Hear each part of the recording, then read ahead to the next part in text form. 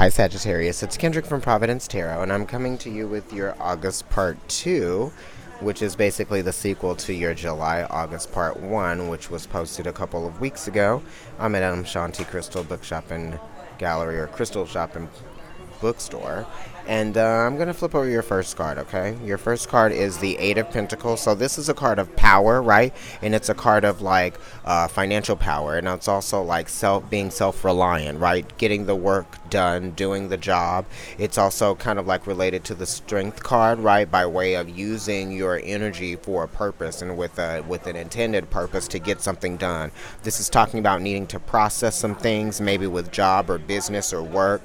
And it's also talking about how you have found a new financial strength, right?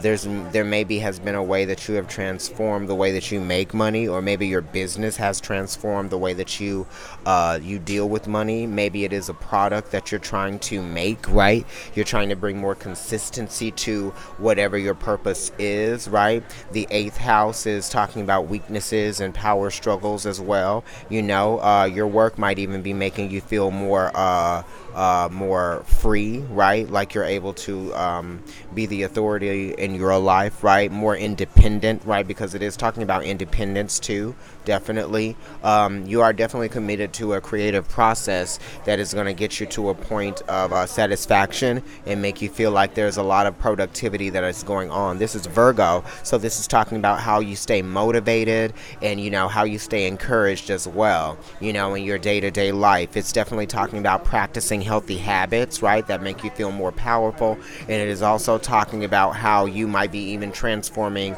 your eating habits, or just your the way that you take care of yourself. It's mutable, so it's adapting to different changes in the flow of energy. So you could even be trying a lot of different things. This is... What is this? This is the sun in Virgo, right? So this is bringing attention to the process and bringing attention to the quality of the product that comes from the process, right?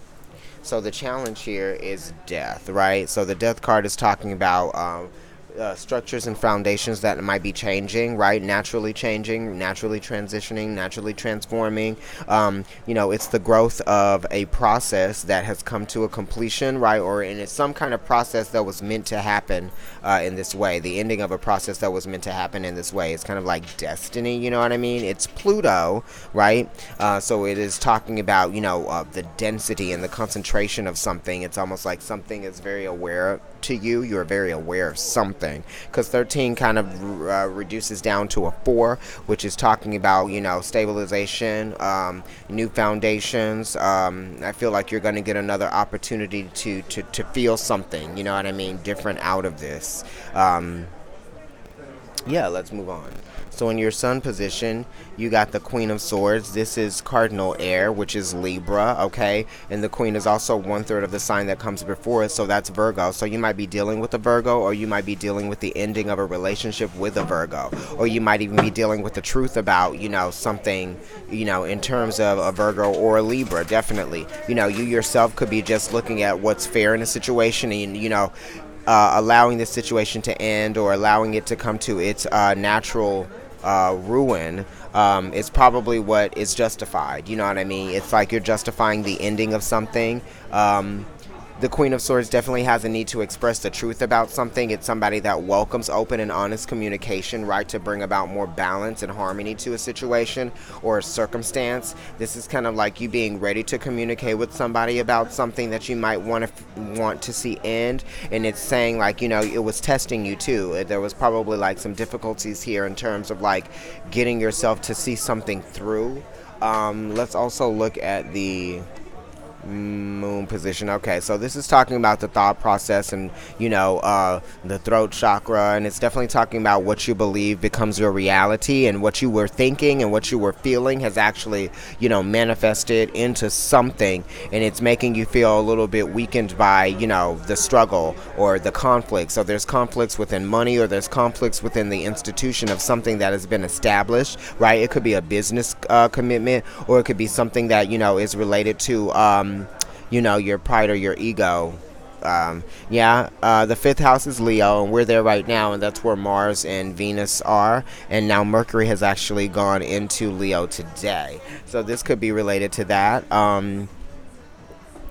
This is kind of like they say out in the cold, but this could be somebody leaving you out in the cold emotionally, right? It's kind of like what you thought you wanted out of something, or what you thought you had is actually not what really was manifested. You know what I mean? And that's talking about what you thought you had that wasn't manifested here with this eight, and then this death card over it. So it really is talking about some transformations. Let's move on to your past position. Your past position is the Page of Rods. So this is probably like, like some sort of like apprenticeship, or this is like a change of phase in like what it is that your responsibilities are, or what you're doing. You're learning a new skill, right? And you're enthusiastic about this. This could be learning a new trade, or it could be learning a different way of doing something that's going to bring you more, just more quality to the work that it is that you do, right? You may have even taken action on something to see, to change up the game with something. This is also you doing something differently. Like you might be making an announcement of something that you're doing that other people may have not thought that you were going to be able to do, or something that, you're taking on. You're taking on a risk. You're taking on, an opportunity to take a risk. You know what I mean? And you understand that you are, taking a risk, but you're enthusiastic about it. You're ready for it. It's almost like the energy of you, knowing what you're capable of is stronger than, the people that might be thinking that you're not incapable of doing something. You know what I mean? So you definitely have the belief in yourself, and that's what's allowing you to let these endings happen and allowing you to have these transformations. Let these things happen. Okay, in your future card position, you've got the World, right? So this is talking about completion. This is talking about the multiplicity of something, right? The Page is actually ruled by the World, right? Which is Saturn, which is talking about, the karmic teacher, the father of time. So you might be getting through to the ending of a process over a period of time that might be bringing you to a brand new beginning, right? And it's also some satisfaction here and realizing where, you may not have all of the power or all of the control in a situation. You might need to set yourself free from something that you felt was holding you back. You know what I mean? And it could have been a relationship. It was something that you were sensitive to, that you were very aware of, right? You might have felt like you were sacrificing some part of yourself for something. This is Judgment, and it's 20, so it's talking about making a connection and allowing yourself to see where many things might be possible, right? This is letting go. This is kind of like understanding that when you acknowledge your weakness, then you are able to see where your power really lies.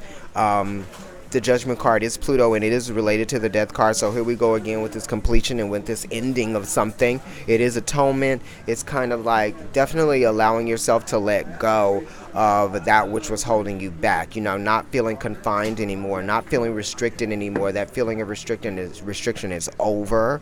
And, Saturn is saying that you have done the work. You know what I mean? So the Page of Wands definitely deserves to see this push through, or see something come into its manifestation. At the bottom of the deck, you've got the King of Pentacles, which is talking about Taurus energy, right? You've got the Five of Pentacles here, which is Mercury and Taurus. So whatever it is that was on your mind that was making you feel like there was something that needed to change, or something that you really wanted, right? Spiritually to happen, it's saying that it is going to happen, because in the past we got the Page of Rods, and he's turning into, or you are turning into, she is turning into, they are turning into the King of Pentacles. So it's like a more mature sense of how you deal with money, how you deal with time, how you deal with other people as well. It's your perspective on your foundations and your perspective on your how your security, and just how you own up to your own responsibilities, right? The King of Pentacles is Taurus, and it also is Aries. So it's talking about how you trust in yourself and how you believe in yourself. You know what I mean? Instead of relying on other people, right? Because Taurus sometimes can rely on other people, being ruled by Venus, and sometimes allowing other people to create boundaries for him, her. or set boundaries or marginalizations, right? This is kind of like breaking out of those comfort levels and those comfort zones, levels of comfort, to kind of like find something new within yourself that shows you and proves to you who you also can be, aside from who you were.